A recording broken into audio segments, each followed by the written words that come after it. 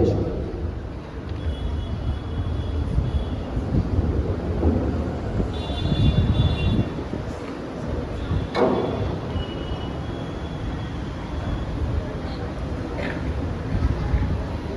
بسم الله الرحمن الرحيم نحمده ونصلي على رسوله الكريم أما بعد فأعوذ بالله من الشيطان الرجيم بسم الله الرحمن الرحيم لو أنزلنا هذا القرآن على جبل لرأيته خاشعا متصدعا من خشية الله صدق الله العظيم. وقال رسول الله صلى الله عليه وسلم اقرأوا القرآن فإنه يوم القيامة شفيعا لأصحابه أو كما قال عليه الصلاة والسلام. کیوں نہ ہو مدعا اسلام دنیا بھر کے دینوں میں، کیوں نہ ہو مدعا اسلام دنیا بھر کے دینوں میں، وہاں مذہب کتابوں میں، یہاں قرآن سینوں میں.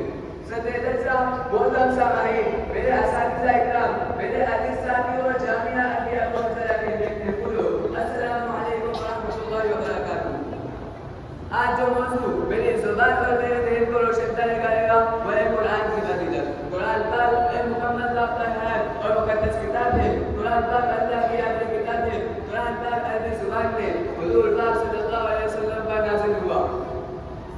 اللہ تعالیٰ نے اس کتاب کو اعلیٰ رتبہ قرار دیا. ذالک الکتاب لا ریب فیہ، بے شک یہ وہی کتاب ہے جس میں کوئی شک و شبہ کی گنجائش نہیں. یہ لا ریب بولتے ہیں کتاب ہے، کتابیں تو اور بھی ہوتی مگر اور کتابیں ہوتا ہے اور قرآن کے ہوتا ہے فرق ہے.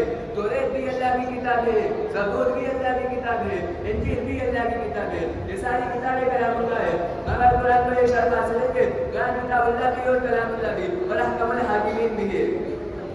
قرآن کہتا ہے فرصت اگر ملے تو پڑھنا ضرور مجھے، فرصت اگر ملے تو پڑھنا ضرور مجھے، میں تیری اور جنتوں کا مکمل جواب ہوں.